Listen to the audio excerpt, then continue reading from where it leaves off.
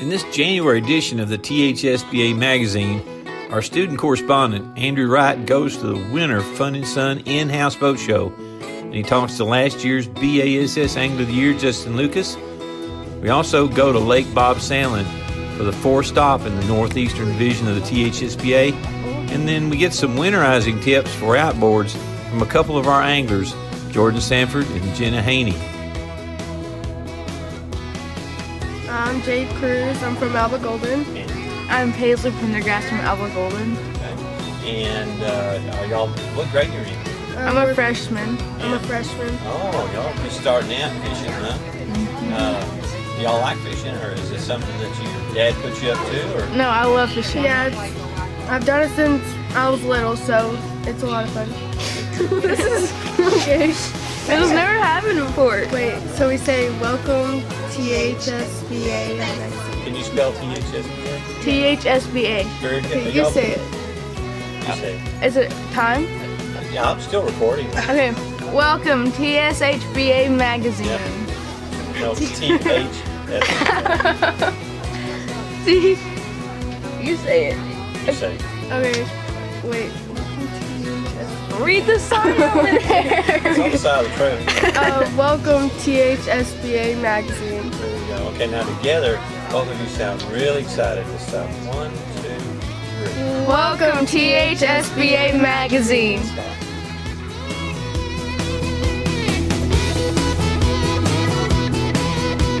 The Texas High School Bass Association was really fortunate to have a booth in the in-house Fun and Sun Winter Boat Show. Manager Monty Reagan said it was one of the best ones he's had so far, and you could tell by the crowd that fishing was right around the corner, with folks buying new gear, browsing the new Skeeter bass boats, and lining up to hear the BASS pros that were in attendance. Okay, so today we're here with Justin Lucas at the Fun and Sun show. He's the reigning Angler of the Year for Bassmaster. Love the sound of it. How Love was the that? sound of it. It was amazing. It honestly was. It was the craziest thing when I found out I was going to be just the 23rd person to win that award. And Bass has been around for 49, 50 years now. So, Roland Martin's ate up 7 of them. Van Dam's ate up 7 of those awards. But to find out that I would be just the 23rd guy, that was probably the most surreal thing with the whole deal, for sure. Man, I was watching that tournament at home, and to see you do what you did up there, Yeah. it was impressive. Yeah. I mean, I was Yeah, watching, I was thank like, man, that's what all of us high school anglers Sure, work for. sure. We want to be like you. We want to do what you do. But here's what I would love to talk about is how do you prepare for the transition? These fish are going to make their move up. They're going to start spawning soon here. Okay. How do you prepare for that? Like, what are you looking for? Your creeks, or how are you looking at this? I mean, every lake's different, right? So right now, if you go down to Rayburn, it's 8 foot flooded. So, your average situation isn't really going to maybe apply down there because of a flood. So you got to look at every lake individually, what the water temp is at that lake. But certainly we're beginning of January, middle of January now. I'm going to start looking for the warmest water that I can find here in the next couple weeks. There's still probably a strong winter pattern right now where fish are going to be not even really up staging, but still out like deeper points, that kind of stuff right now. But as they start to move, they're looking for warmer water, and you can just follow them up. If you find them right now on some deeper points, you can pretty much follow those up, find the next point closest into the back of that pocket, bay, whatever it is, and just follow them all the way back until they spawn. Yes, sir. Thank you so much for your time. All right, guys. Wish you the best next Appreciate year. it. Thank you. And we'll see you around. All righty. The second event of the THSBA Northeast Division was held at Bob Sandlin. Conditions were warmer than normal, but with a very dense fog in the morning, made traveling distances minimal from the boat ramp. Water temperatures ranged from the high 40s to the mid 50s, with a chance of light showers that afternoon. With a lack of natural vegetation, most of the field fished relatively shallow, fishing the many boat docks scattered all over the lake. However, there were some anglers who took the chance, fishing deeper to take advantage of the light winds and cloudy day. In early February, many fish are still schooled up deeper and susceptible to shaky heads and drop shots. Trading a power pattern with heavy line to small test lines and spinning reels paid off for some of our top anglers.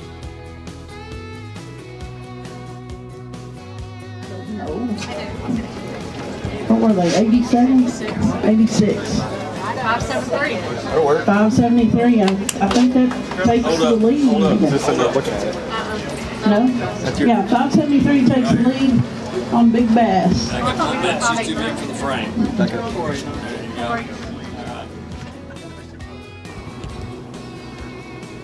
I'm Noah, and I'm from Winsboro. Noah Sanders from Winsboro. And Case and Ragsdale with Winsboro. congratulations, guys. Looks like third place finish for y'all today here at the THSBA Open at Bob Sandlin. Tough day. I mean, a few 5-fish stringers. Y'all managed to get 4, but they were pretty strong. Yes, How many sir. did y'all catch any short fish? We caught 3 short fish all day, and that was in the last hour. I know we had a camera on you, and hopefully we'll be able to put that together on the webpage for the people to look at. But you say you was using pretty light line. How light line did y'all want to go down to?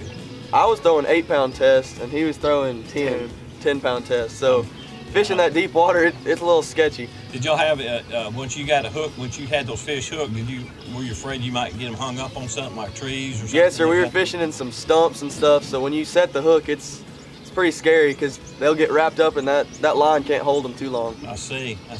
Well, both of y'all are seniors, Yes, sir. and y'all fished for 4 years with the THSBA, right? I fished for 3 years. And I fished for 2. For 2. What do you like about this deal? It's awesome. It's really gotten me into fishing because I wasn't super into it, and it's made me want to go fish more and learn about the sport just to be competitive and everything. And I mean, as much as this has grown and scholarships and everything, it's just a cool deal, and you get to meet people that you wouldn't normally talk to and learn new ways of fishing and everything. So No, you plan on going to college and fish? Yes, sir, I do. I don't know what college or anything yet, but I do want to go. And you, Jason? I'm looking at going somewhere to fish. I just don't know where yet. Well, I'll tell you what, where y'all, okay, y'all are leading Angler of the Year. Yes, sir. Coming into this tournament, looks like you pretty much solidified that going Yes, sir. into the Lake of the Pines tournament. So, congratulations, and is anybody you would like to thank before we set it off? I want to thank my boat captain. You smile. We're pan back to the kids. Okay. And I mean, my parents, they've always supported me through like helping me get a boat and helping me fish all the time and everything. So I'd like to thank them for that. Same thing, boat captain and parents and grandparents. If there's one thing, okay, you got a freshman, an 8th grader, watching that THSBA magazine. Is there anything you want to tell them to get ready for? Tell them what they got to do to be competitive. Just fish a lot. Don't get down if you're not catching them. Because today we caught 2 of our fish at 11 o'clock and 2 of our fish at 2:15. So I mean, you just got to fish through it, go out and practice, have fun with it. That's the main thing. Yeah, y'all wasn't but about a 3-pounder winning this thing. So one fish could have changed it. One more bite and done So. it. Well, guys, I appreciate you and thank you. And like I say, we'll see you at SEMA. Yes, sir. Right now. So go ahead and introduce yourself. What team you from? I'm Blake Denson from Mount Pleasant. I'm Rance White from Mount Pleasant. All right, guys, y'all did pretty good. Second place, around 15 pounds. Is that right? Yes, sir. Shoot. This was a pretty tough tournament. I mean, it wasn't 5 or 6 fish limits weighed. What was y'all's big fish in the sack? 404? 404? It's 404. How many bites you have all day? 6. No, we had probably 8. Did you cull? Were they shorts or did you cull them? We caught 1 fish. Cull 1 fish. That's Caught right. 6 fish. What was your water temperature you was in all day? About 49, 50. like 4 I times. tell you what, that was pretty cool. Most of the time, people that I've talked to was looking for 52, 53, degree temperature, and I found 53 over there by the bridge. But y'all look like y'all got them to work in that little cooler water. Very slow. Yeah, very slow. Was y'all throwing plastics? Yes, sir. About how deep? 8? 8 to 15, 8 to really. 15. Yeah, we were sitting at about 14 or 15, throwing up into 8 or 9. Did you have any structure there, or was y'all just fishing? Rocks. Oh, rocks. You know what? I talked to a team earlier the day that they lost a fish, a monster fish on rocks, and broke it off. And they never. I don't know if they ever got another bite all day, but the kid was still pretty. He was reeling when I came up on him. He was still not over it. But Yes, sir. now, I tell you what, yeah, it was a real tough day. with the cloud cover and stuff, I think if we'd have sunshine a little sooner, I think we'd have turned it on a lot better. What is this? You're both y'all seniors, right? Yes, sir. Have y'all been fishing with Mount Pleasant all along? Yes, sir. Yes, sir. Okay. Where y'all standing? What 100? I mean, not 100. 41st after. 41st. Oh, you're way above the cut now. Yes, sir. Yeah, you're in good shape sliding into, I think Lake the Pines, I think is your next one. And the way I heard there, it's on down there good. So yeah, Good. it'll be some good weight sacks fish. Anybody you'd like to thank before we shut this thing off? I'd like to thank my boat captain, my dad. Well, that's a first. I'd like to thank all my sponsors. And who's your sponsors? We got Santone Lures, we got Decron, Prefer, we have Jackson Oil, we have Elliott Motors, Big Tex. we have a lot. We have a lot. Century 21. Well, I'll tell you what, you're going to have to learn when you get a little bit bigger down the road. You got to know all them guys. You got to know their dogs' names. sir. You need to know where they're from. And you got to be able to give them all the credit that's credit's due. But guys, I appreciate talking to you. Congratulations. Thank you. And like I said, we'll see you at Cedar Creek. Yes, sir. Right.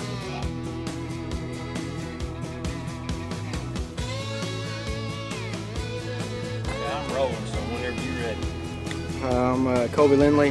I fish for Franklin County. I'm Jessica Thomas. I fish for Franklin County. Well, guys, look like y'all did a pretty good job today. I mean, you're sitting on about 15 pounds. Real tough day. How tough was it? Oh, it was real tough. It was pretty bad. It was a grind all day long. How many bites did you have all day? 6.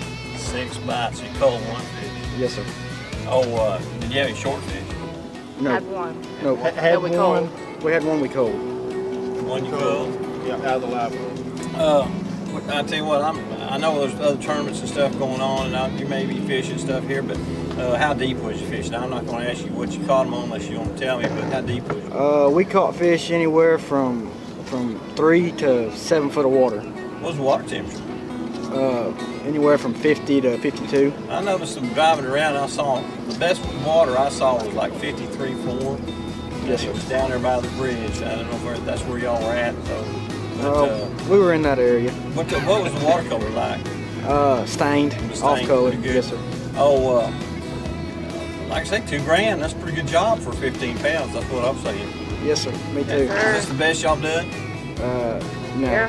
Well, I mean, this is the highest place you've made? In high school, yes, sir. In high school? Well, yeah, you fish probably other tournaments, but high school tournaments. Yes, sir. Where are you sitting standings-wise? Was 10. We're sitting in 10th right now before this tournament. All right, well, that's going to push you up there pretty good there, for sure, for sure. What's your next tournament? Pines. Lake Pines. That's right. Well, it'll be good. I've heard some big sacks coming out of there right now. Yes, sir. Yes, sir. Is there anybody you'd like to thank before we shut this thing off? I'd like to thank those two These two men people standing right right here. up there. There they are. Okay, we'll pan back. Okay. And who else?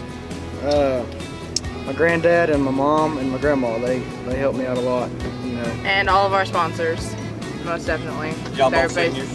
Yeah. Have y'all been fishing in this thing all along? I've been fishing since freshman year. What do you like about this? Gives you something to do on the weekend rather than doing what other kids do. Yeah, I understand with that for sure. Well, guys, congratulations for what you've done. I appreciate that you gave me the time for this little bit of interview. And like I say, we'll see you at Lake Pine. Yes, sir. Thank you. We want to welcome our newest THSBA magazine correspondents, Jordon Sanford and Jana Haney of Winsboro, who will be vlogging at various times of the year. Jordon and Jana show us how quickly to winterize our boats and outboard motors for real cold snaps that might cause damage to our rigs. Okay, as winter is approaching, it's really important and crucial to properly winterize your boat. And today we're going to teach you how to properly winterize and store your boat for the next tournament. Now to start off, we're going to start at the front of the boat with our cooler. To properly drain the boat, you need to make sure that your cooler is perfectly empty, no ice, no water. That way you don't have to worry about water being stuck in your drain lines and therefore causing a problem. As you can see, she's cleaning out the ice, so we have a perfectly dry and clean cooler and we're ready for the next tournament. As we move to the front, or back of the boat, we're going to empty out our live wells because we just fished a tournament, we had water in there, and we're storing our fish.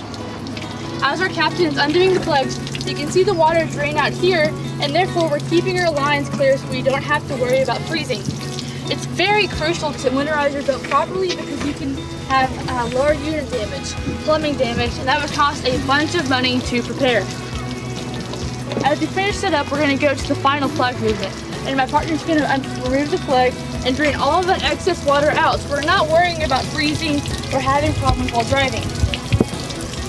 Now, in order to properly store our boats, as she's taking the plug out, you can see we're making sure everything is clean and ready for the next tournament. It's very important to at least have your live wells and water dry, your boat dry for at least 24 hours to prevent Texas zebra mussels and other invasive species. Now, to properly store your boat, we have these 2 ratchet straps here on either side. We're going to put those up so we know that our boat is sturdy to our gate. Strap those in. As you can see, we're tight and ready to roll. And then our final movement is to put the brace in for our motor. We allowed all the water to drain out by putting the motor down. Had we not done this, we would have missed a bunch of water, and as you can see, that would cause a big problem.